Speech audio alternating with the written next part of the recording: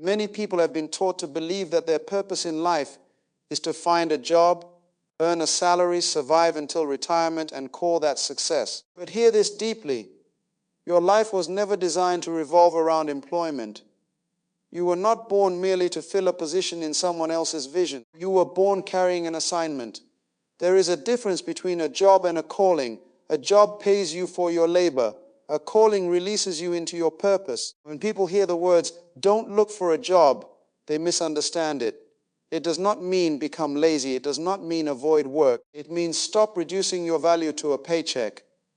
Stop believing your existence depends on someone hiring you.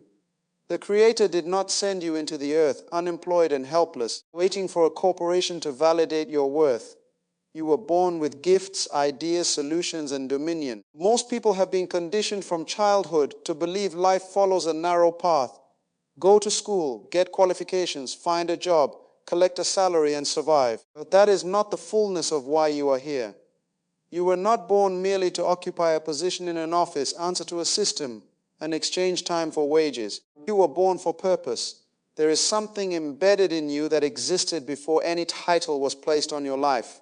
Before anyone called you employee, manager, laborer, or professional, you carried identity, vision, and assignment. A paycheck can sustain you, but it cannot define you.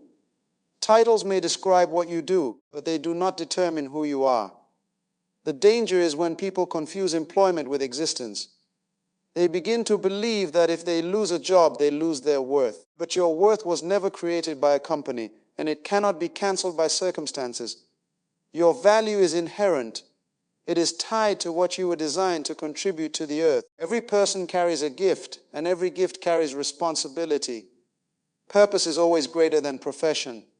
A profession may be the vehicle, but purpose is the destination. Some people fulfill purpose through business, some through teaching, some through innovation, leadership, service, or creativity. But the common thread is this: they discover that life is not about finding a role to fit into, but releasing what was placed within them. You were created to bring solutions where there are problems, light where there is confusion, and order where there is disorder. The world does not advance merely because people hold jobs. It advances because someone dares to think beyond routine and answer a need. Every invention began as purpose in someone's mind. Every movement started when someone recognized an assignment bigger than personal survival. That same potential exists in you. There is an idea in you that could uplift others. There is wisdom in you that can open doors. There is creativity in you that can create opportunity where none appears to exist. Too many people spend their lives trying to be accepted into systems when they were born to transform them. They lower themselves to earning a living when they were meant to make a difference. But once you understand purpose, you stop measuring yourself by salary and begin measuring yourself by significance. You stop asking, "What can I get?" and begin asking, "What was I sent here to give?" And this changes how you approach life. Work becomes more than labor, it becomes expression. Challenges become more than obstacles. They become invitations to grow into assignment. Even setbacks cannot destroy a person who knows their purpose, because purpose gives resilience. When you know you were born carrying something necessary for your generation, you stop living small. You stop apologizing for vision. You stop waiting for permission to become what you were designed to be. You were not born just to be employed. You were born to be effective, fruitful, and impactful. Employment may pay your bills, but purpose gives your life meaning.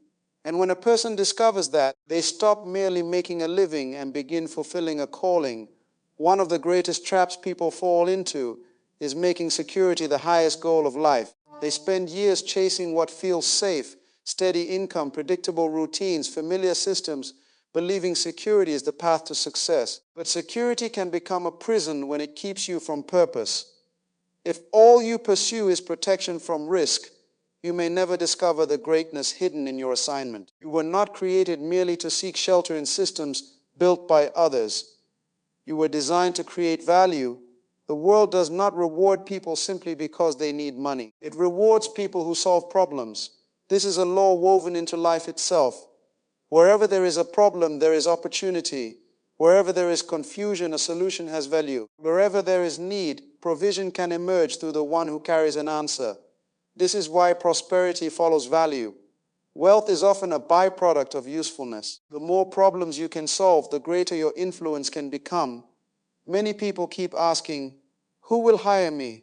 That question places your future in someone else's hands. It assumes your destiny depends on another person opening a door.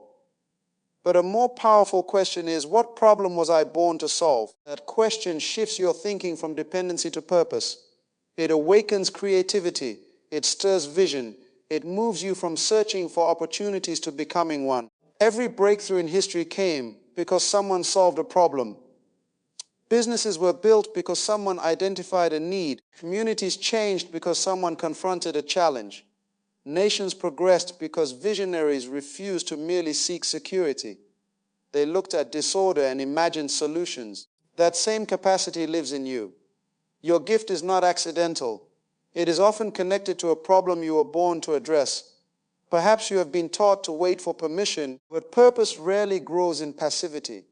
It grows in responsibility. It grows when you begin using what is in your hands. You may have knowledge others need. You may have skills that can create employment rather than merely seek it.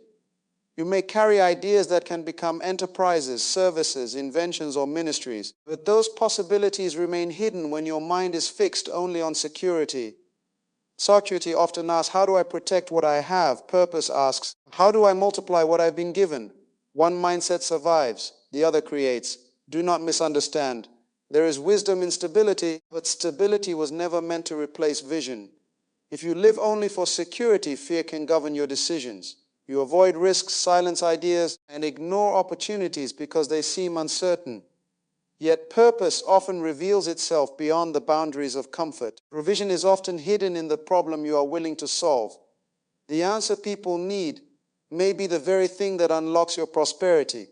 When you focus on serving, creating, and solving, resources begin to follow usefulness. Doors open to those who carry value. Stop asking only how to find security. Ask how to become a solution. Because when purpose drives your life, provision is no longer something you chase. It becomes something your value attracts. Many people spend their lives searching outside themselves for what has already been placed within them. They look for opportunities in distant places, seek resources they think they lack, and wait for ideal conditions before they begin. But often what you are praying for is already present in seed form inside you. Your gift is not a decoration. It is the seed of your provision. It carries the potential for increased influence and impact. What looks small today may hold the power to transform your future. A seed never appears impressive at first glance.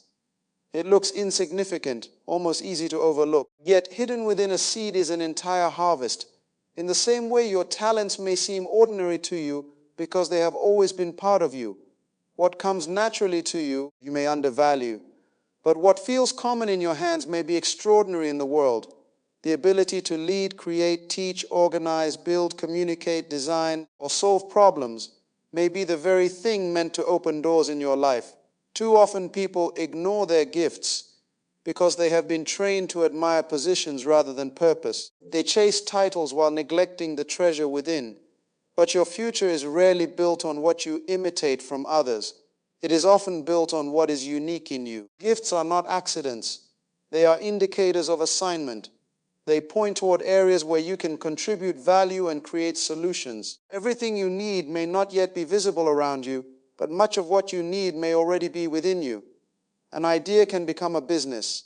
A skill can become a service. Creativity can become innovation. What begins as a personal ability can grow into an enterprise that blesses others. This is how influence often starts, not with abundance, but with stewardship of a seed. The tragedy is that many people bury their gifts under fear. They say they lack money, connections, or support. But history is filled with people who began with little more than a vision and a gift they refused to ignore. They cultivated it, refined it, and offered it in service to others. That is how seeds multiply. Your gift was never meant to remain dormant. Seeds do not grow by being admired, they grow by being planted. In the same way, potential grows through use. The more you exercise what is in you, the more it expands. Confidence grows in action. Capacity grows in responsibility. What seems small becomes powerful through faithful development. And understand this, your gift is not only for personal gain. It carries the power to create opportunities for others. A gift can employ people. A vision can build communities. An idea can solve problems beyond what you imagined. This is why your creativity matters. Stop saying you have nothing. If you have a gift, you have a seed. And if you have a seed, you have the beginning of provision. Nurture it, develop it, use it, because hidden within what has been placed inside you may be the opportunity, prosperity, and influence you have been searching for all along. Many people have been taught to treat their job as their source, as though the paycheck is the origin of their provision and the position they hold is the foundation of their identity. But that is a dangerous misunderstanding. A job can be a channel, but it is never the ultimate source. Channels can change, companies can close, economies can shift, positions can disappear. If your confidence is built only on a channel, then when the channel shakes, your peace shakes with it. But when you understand purpose as the source, you live from a deeper foundation. Employment may serve a function in your life. It may develop discipline, provide income, or expose you to skills and relationships that prepare you for greater things.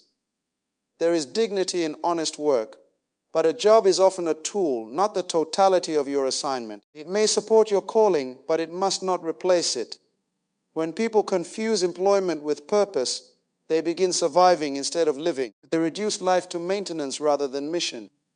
Purpose is enduring because it is tied to why you exist, not merely how you earn. It is larger than seasons and stronger than circumstances. A person connected to purpose can lose a position without losing direction because their vision does not depend on a title. Their calling outlives temporary structures. That is why some people can walk through setbacks and still keep building. Their confidence is rooted in assignment, not in a salary. There is a profound difference between working for survival and working from vision. Survival asks, how do I make it through another month? Vision asks, what legacy am I building for generations? One mindset lives from necessity, the other lives from purpose. And purpose always thinks beyond the present. Legacy is created when your work is connected to something greater than personal income. When you walk in calling, your labor carries meaning. It touches lives. It outlives you. It becomes contribution rather than mere activity. This is why some people work hard all their lives and leave little impact, while others transform communities through vision. The difference is not effort alone. It is alignment with purpose. Sometimes the very job you hold now is only a channel preparing you for what you were truly born to do. It may be teaching you leadership, patience, systems, or stewardship. But do not mistake preparation for destination. The danger is becoming so comfortable in the channel that you abandon the source. When purpose governs your life, you stop seeing work merely as something you do for money. You begin seeing it as a means of expressing assignment. You move from clocking in to building something meaningful. You move from earning wages to creating influence. And when vision takes hold, legacy begins to form. Legacy is not just what you leave behind, it is what continues because you lived. It is the impact of a purpose fulfilled. Jobs may come and go, channels may open and close, but purpose remains. And when you live from purpose, you stop merely surviving through work and begin building something that can outlast your lifetime. That is the power of calling. So hear the message clearly. You were never created merely to chase employment, seek security, or measure your worth by a paycheck. You were born with purpose, designed to solve problems, carry gifts, and create value in the earth. Jobs may be channels, but they are not your source. Your source is the vision, assignment, and potential placed within you. When you stop asking who will hire you and start asking what you were born to build, everything changes. You move from survival into significance, from dependency into dominion, from making a living into leaving a legacy. The gift in you is a seed, and when cultivated, it becomes provision, opportunity, and influence. Do not reduce your life to earning wages when you were created to release purpose. The world is waiting on what you carry, and this raises a question you cannot ignore. What if the very opportunity you've been praying for is hidden inside the purpose you have not yet fully awakened?